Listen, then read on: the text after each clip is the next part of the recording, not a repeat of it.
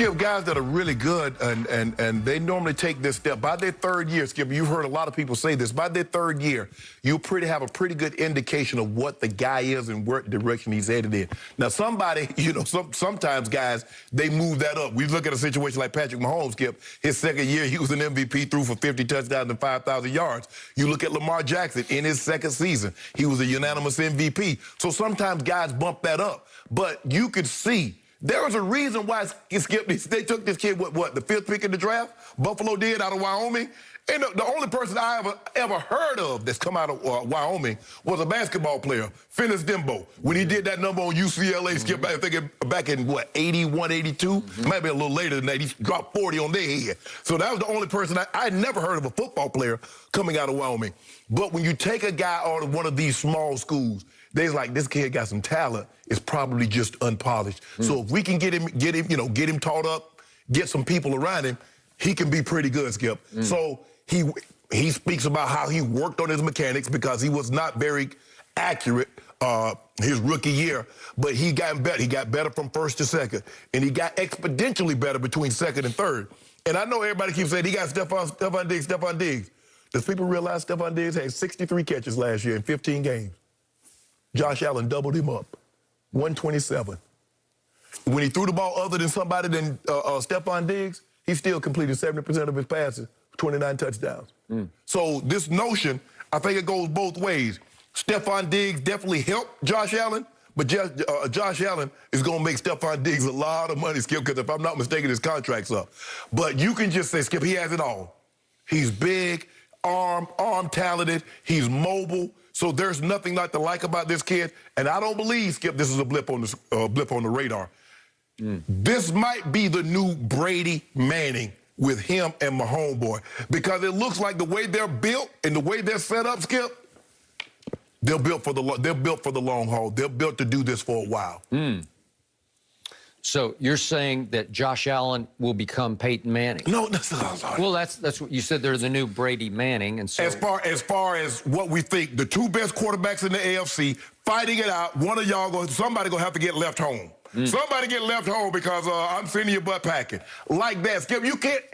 When somebody said, when we say the next bird of Magic, that doesn't mean necessarily they're going to be, oh, so you try to say he going to be Magic Johnson, he going to 9 finals in 12 years, or he going to be the next Larry Bird, he going to win 3 consecutive MVPs. That's not what it means, Skip. It's just a... Okay, I got it. My turn.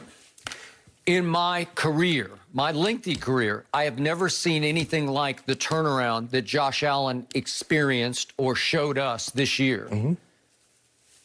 I'm dumbfounded, I'm baffled, I'm lost over it because I was blessed in my career to have become very close to the great Bill Walsh. I think he's the greatest coach ever.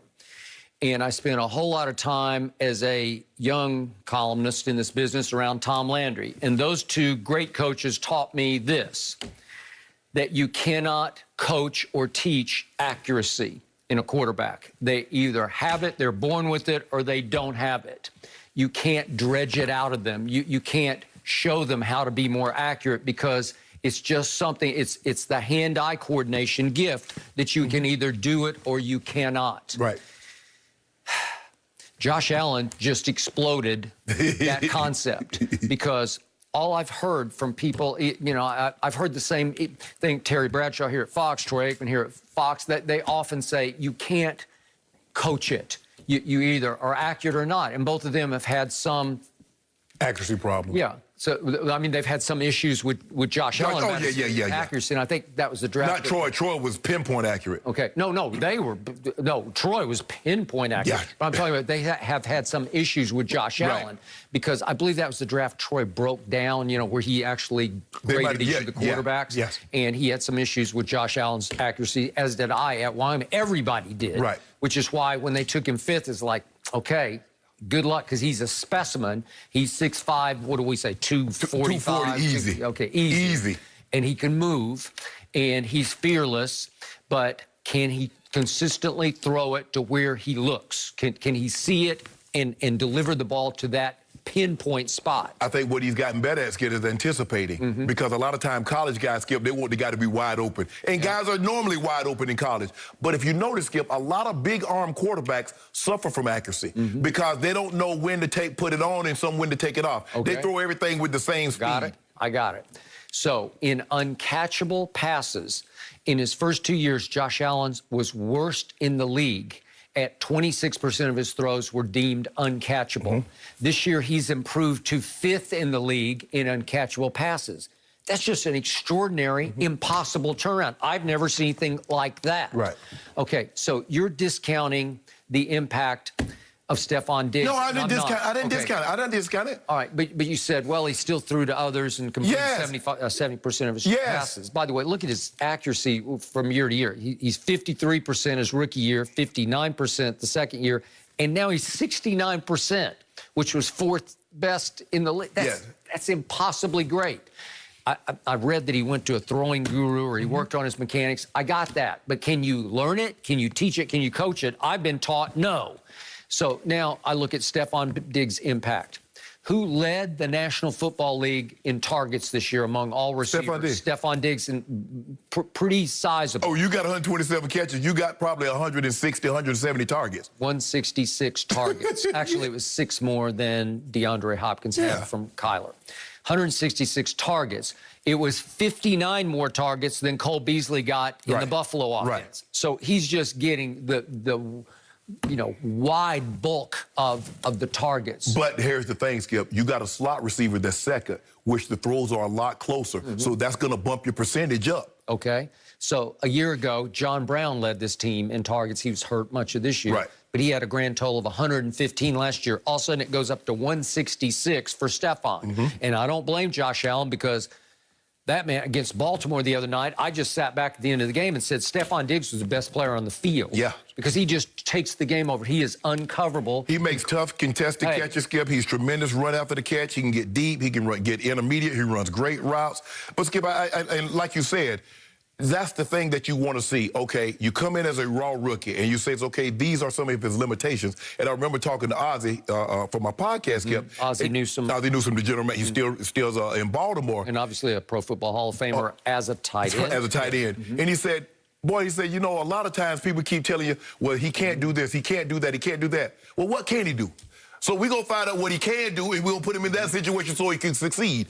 Josh Allen probably said, you know what? My accuracy needs to improve. Let me go see someone that could possibly help me, and let's see what can happen. Okay, I got Stephon Diggs. They probably got together at some point in the offseason, Skip. They're like, oh, okay, I like this. And Cole Beasley. And all the reports are that they hit it off. They really clicked with each other. They like to play video games. They have fun with each other. Right. And clearly, Josh Allen began to trust Stephon Diggs like he's never trusted a receiver. So when he sees, and he's 14, I believe he's 14. Yes. So he sees 14, the confidence rises because I can throw it to 14, and maybe I don't have to throw it pinpoint to 14 because he's just going to catch it. He's going to make those tough contested. Right? And everybody, Skip, all quarterbacks. I mean, Peyton had Marvin, and Tom had, it was Wes Welker, and then it was Edelman and Amendola, and he had Gronk. You have certain guys. DeAndre Hopkins has always been that. Larry Fitzgerald was that. Michael Irvin was that for Troy Aikman. When Troy needed the catch, oh, they're going to call that, they're going to call the bang aid, or they're going to call that speed out. Trust.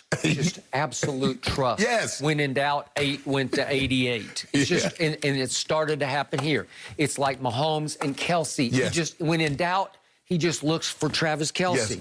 Or Aaron and Devontae. He just looks for Devontae. In situations, Skip, if I'm smart, if I play in Kansas City, if it's third and they're crucial, I'm doubling Kelsey and I'm doubling Tyreek. Well, I'm going to make him go to Sammy Watkins or Mecole Hardman or Marcus Robinson. Well, I might triple Kelsey because Kelsey's just going to get open and he's going to throw it to him. But you can't, but he has a lot of confidence in Stephon Diggs. And Stephon Diggs has definitely helped. But I think Josh Allen, so do you believe this is a trend? Do you believe he's going to not be this for years to come?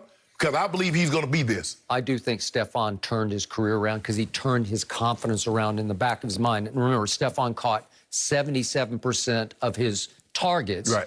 So that's his career high. So he's catching 8 out of 10 passes. He's just going to catch it. Right. So I think it helps if he could keep Stephon if they're going to. Oh, you get no choice. Yeah. I mean, you gave I think, what did you give up a first rounder for him? Yeah. Because at the end of I think they took Justin Jefferson. Yep. In his place. Well, it was worth it. Oh yeah. But you definitely gonna pay him, Skip, because you still got Josh Allen on that rookie deal. Now.